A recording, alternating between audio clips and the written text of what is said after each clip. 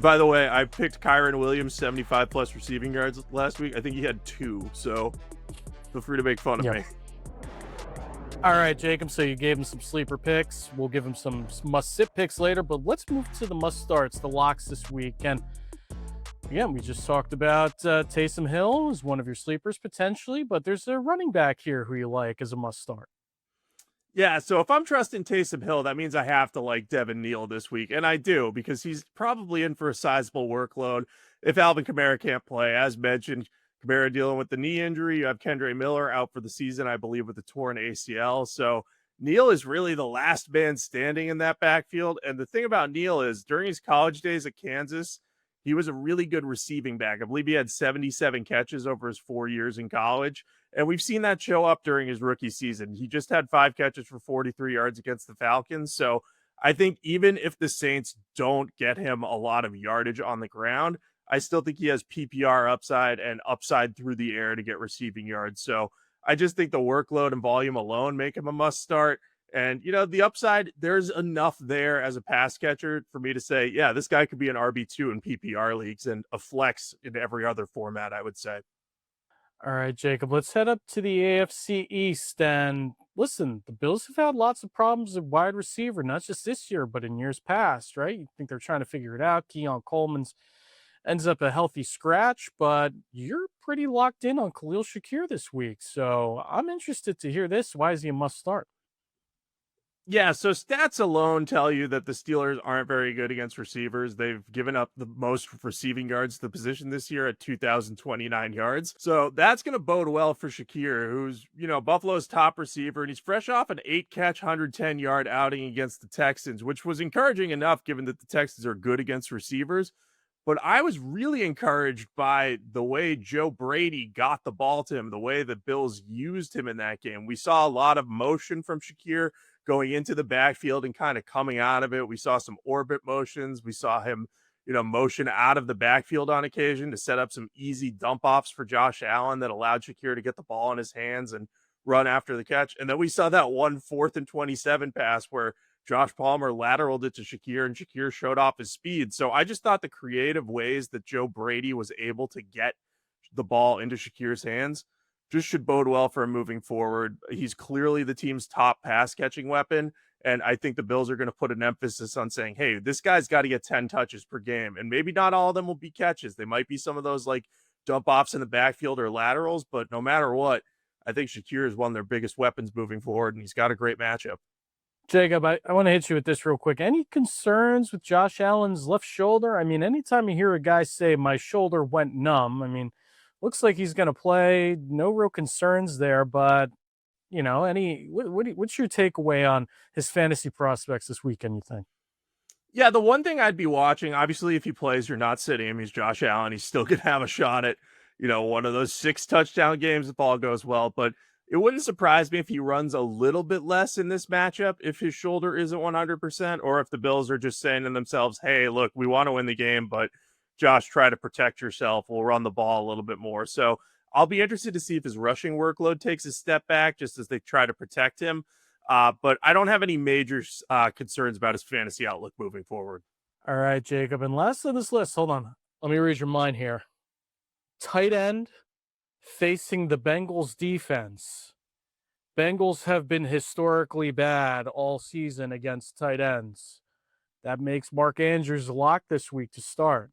You fill in the gaps here. I think I nailed most of it. Yeah, you did. I mean, I will pick pretty much every week a tight end going against the Bengals without fail. Last week, Hunter Henry scored twice against them. Bengals have now allowed 13 receiving touchdowns to the position. No other team in the league has allowed more than 7.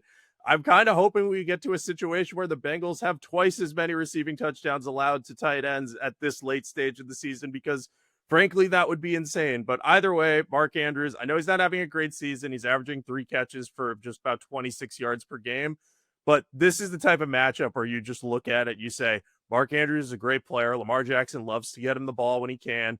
And this matchup just dictates he is going to be peppered with targets. So I like him here. And I like Isaiah Likely here too. I think both tight ends can end up having a good game. All right, Jacob, let's roll into your must-sits now. And quarterback, Jared Goff, playing the Packers on Thanksgiving. you're not high on Jared Goff. Somebody's got to steer that offense, right? Why are we sitting Jared Goff on Thanksgiving? Yeah, I know it sounds a little bit weird, but the Packers defense has been very good this year, and we saw Jared Goff struggle against them in week 1.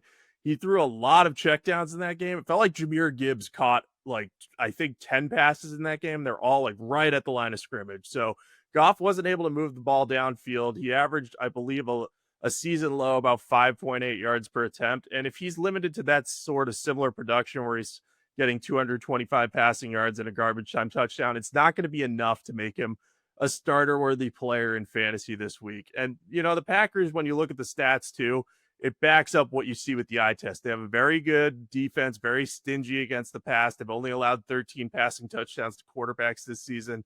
It's tied for 7th fewest in the league. So, as much as I want to back the Lions on Thanksgiving to get a little revenge on the Packers, I just don't know that it's going to come via the hands of Jared Goff. I think he's going to have an okay day, but not one that you're going to look at from a fantasy perspective and say, hey, this is great. All right, Jacob, let's move to Carolina. And running back Rico Dowdle has looked pretty good this season. So why is he a sit this week? Yeah, so this is becoming another matchup I really like to fade running backs in. The Rams have been really good against the run this year. And because their offense is so good, they often build big leads and then teams have to kind of abandon the run. We saw that a little bit with the Buccaneers on Sunday Night Football this past week. But beyond that, the Rams have only allowed 3 total touchdowns to running backs this year. That's tied with the Patriots for the fewest in the league. And on Monday Night Football, the Panthers kind of started to use Chuba Hubbard a little bit more again. On one of their best drives of the game, it was Hubbard who was out there instead of Dowdle for really a majority of the drive. And Hubbard showed a little bit more explosion than he has. So I'm wondering if he's more fully recovered from his calf injury, so this could turn back into more of a 50-50 split moving forward. That's not to say that Dowdle's going to be bad, but because of that little bit of a shift and this poor matchup, makes me not want to trust him unless I have no other options, really. All right, Jacob, and the last on your must-sit list this week, Aaron Jones playing against defensive juggernaut Seattle. I mean, is that really it? Is that the case for Aaron Jones sitting this week? Yeah, there's 2 parts of this. One, you nailed. Seattle's defense is unbelievable. They've allowed the 2nd fewest rushing yards to running backs this season. So that alone doesn't bode well for Aaron Jones. The other part of this is JJ McCarthy is in concussion protocol, and we don't know if he's going to play. And JJ McCarthy has not been good this year, don't get me wrong, but the only alternative the Vikings have at the position right now is undrafted free agent Max Brosmer, who we have not seen in extended NFL action this year. Brosmer did well enough to make the roster coming out of training camp. So like props to him for that. But, you don't want an undrafted dude to get his first start on the road in a tough environment against an elite level defense. So if that happens, I'm going to have real concerns about the Vikings sustaining drives and, Jones's ability to kind of get the ball from the quarterback into his hands through the air. So I'm just kind of out on the Vikings this week in general. So I will not be trusting Aaron Jones. I might even sit Justin Jefferson in one of my leagues because he's not performed well. That might be a spicy take, but I don't know. We cannot trust JJ McCarthy, and I don't know that Max Brosmer in this matchup is going to be able to, move the ball against a great Seattle defense. All right, cowboy. The saloon is talking, my friend. They say you got none left in the chamber. They say you'd never sniff the horse manure off your own boot. Worst of all, cowboy, they're saying you're yellow. And I know you don't like to be called yellow. Last week, Kyron Williams' prediction fell a little bit flat. Only 2 receiving yards. You predicted he'd have 75. So Big Take Jake, I'm calling you out, partner. What you got for us this week? All right, partner. I know I'm getting close to being called for a high noon showdown, but Big Take Jake does not back down from a challenge, and we are going to get a little crazy this week. We're going to back our old friend Taysom Hill to have a hog-killing time in Week 13 and show that any talks of his demise or his aging were taradiddles. We'll be calling upon Hill to get 3 touchdowns against the Dolphins.